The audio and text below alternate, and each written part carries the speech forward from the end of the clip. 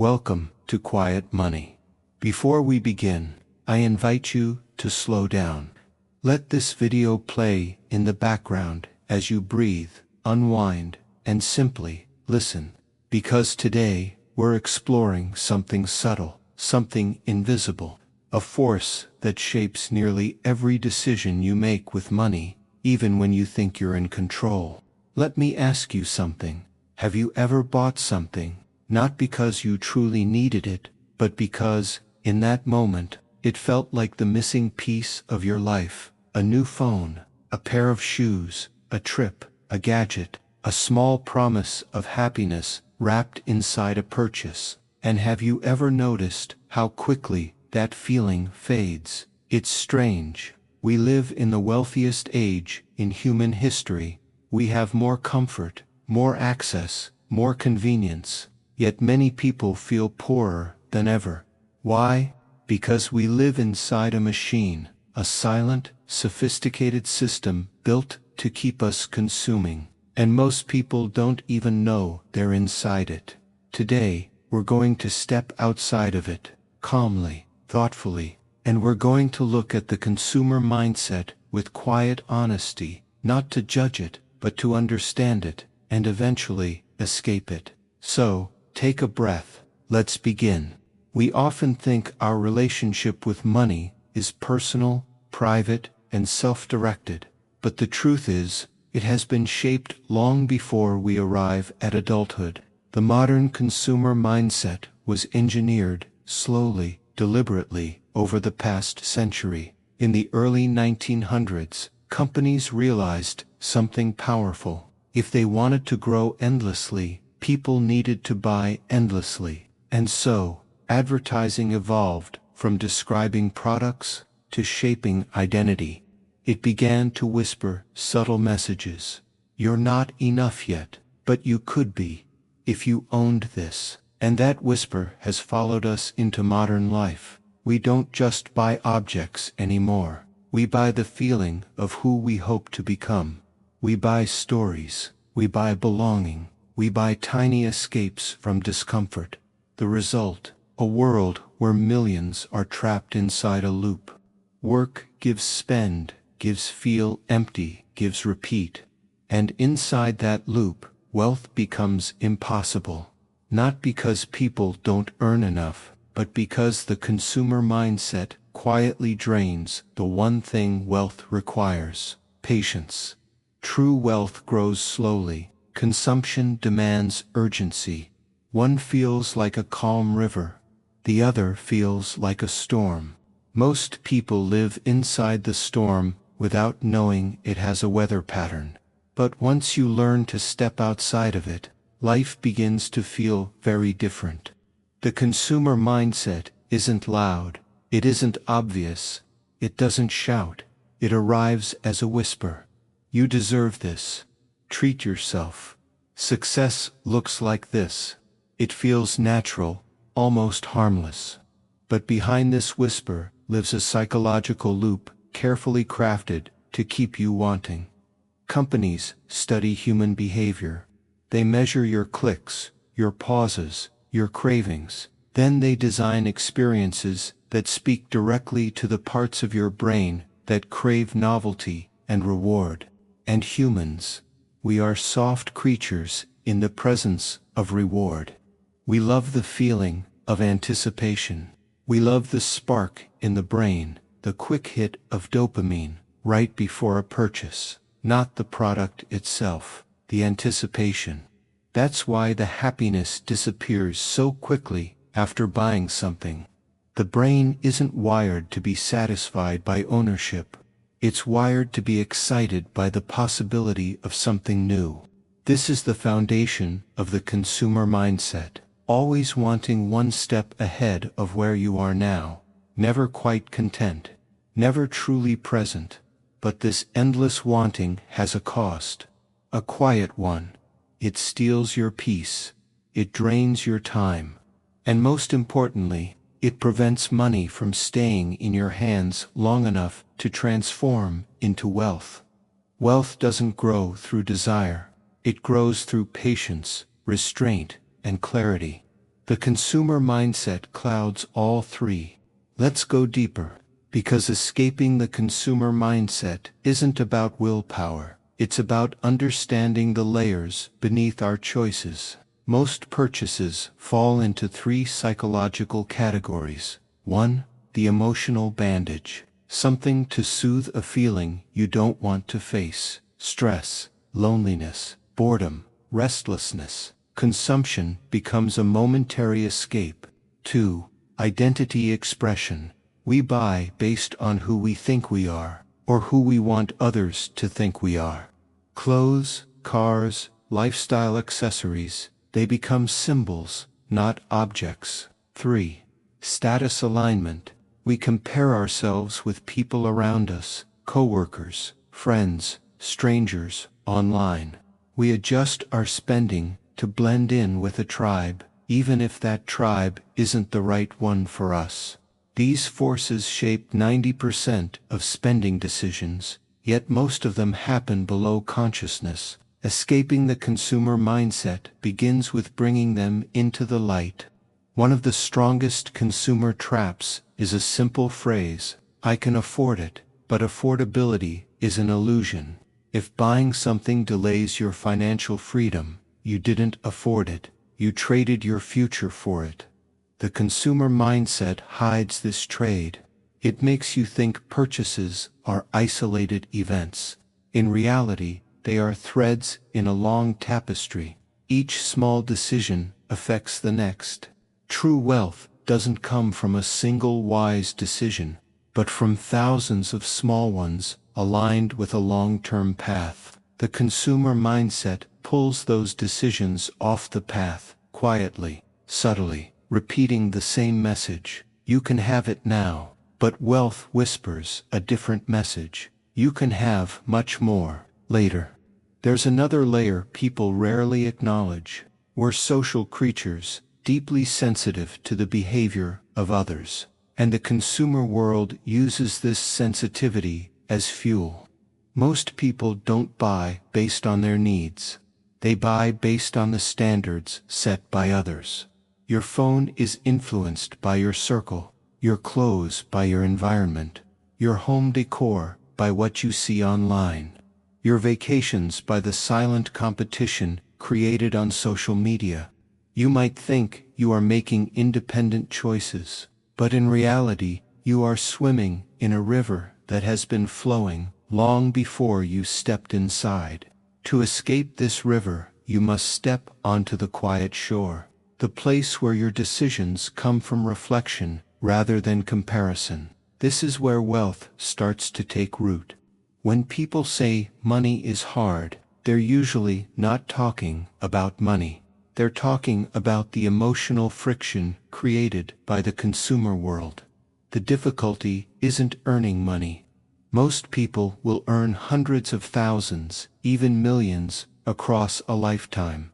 The difficulty is keeping money, letting it breathe, letting it grow, letting it compound quietly in the background. But the consumer mindset drains oxygen from your financial future. It interrupts compounding.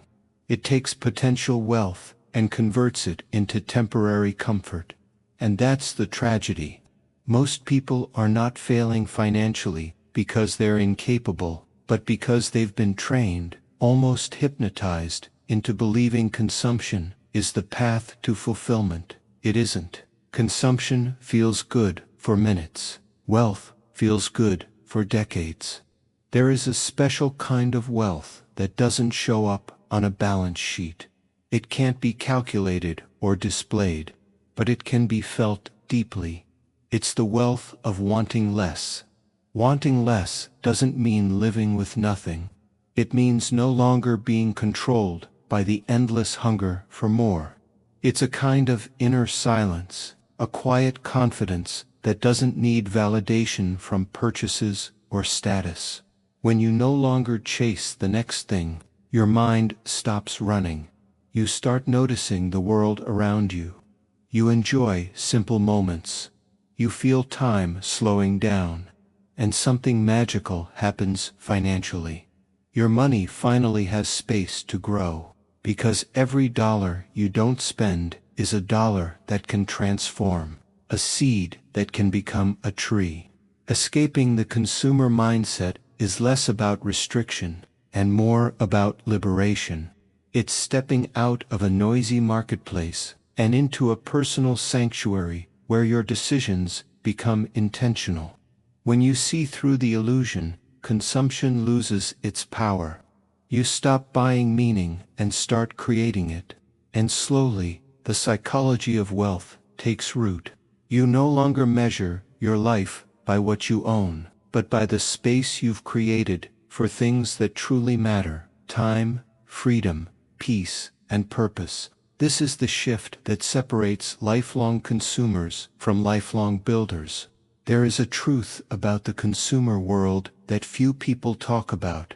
It's not just trying to sell you products, it's trying to sell you stimulation, constant novelty, constant upgrading, constant scrolling, constant searching for the next little spike of excitement. And the human mind, despite its brilliance, is fragile in the presence of endless stimulation. When everything around you is fast, bright, and urgent, your internal world becomes restless. The consumer mindset thrives on this restlessness. It knows that a restless mind becomes an impulsive wallet. When you feel pressured internally, you instinctively look externally for relief. But here's the quiet irony. The more stimulation you consume, the less satisfied you become. The less satisfied you become, the more you consume. It's a loop that feels like movement, but leads nowhere, like running on a treadmill in a dark room. We escape this loop not by withdrawing from the world, but by learning to sit with stillness long enough to realize we don't need as much as we think. Money requires distance, not emotional distance from wealth, but emotional distance from spending. Think of it this way: when you spend immediately, you give your desires full access to your wealth. When you wait, even just 24 hours, you create a buffer between desire and decision. In that buffer, something powerful happens: clarity, honesty, a quiet conversation with yourself. Do I really want this? Do I need this? Will this move me toward the life I want, or just distract me from the life I have?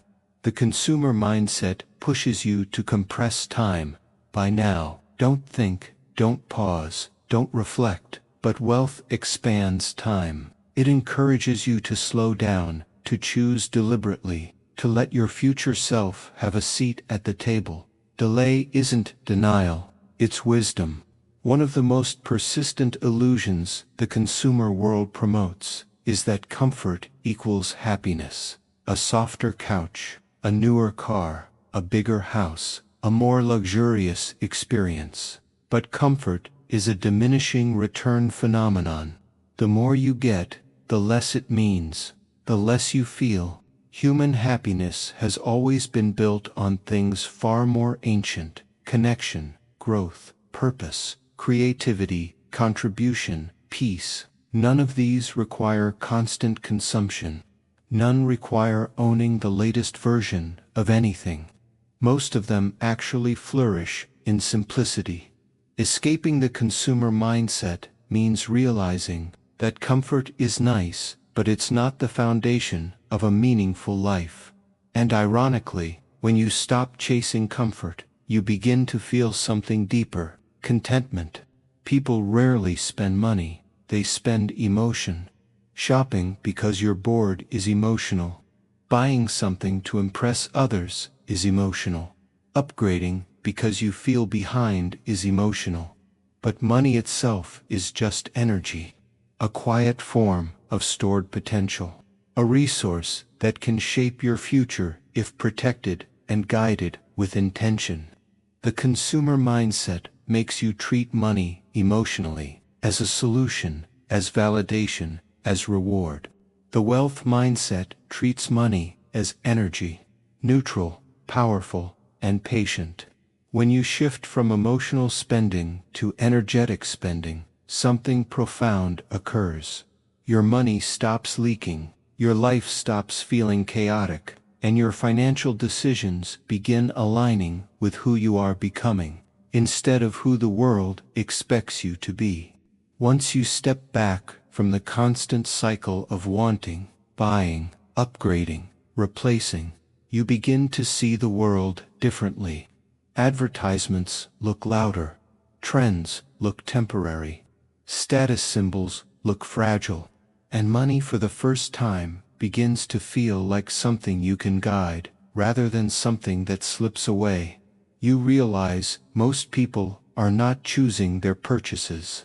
Their purchases are being chosen for them by algorithms, by social pressure, by insecurity, by distraction. When you escape the consumer mindset, you wake up from a cultural spell, and in that awakening, wealth becomes possible.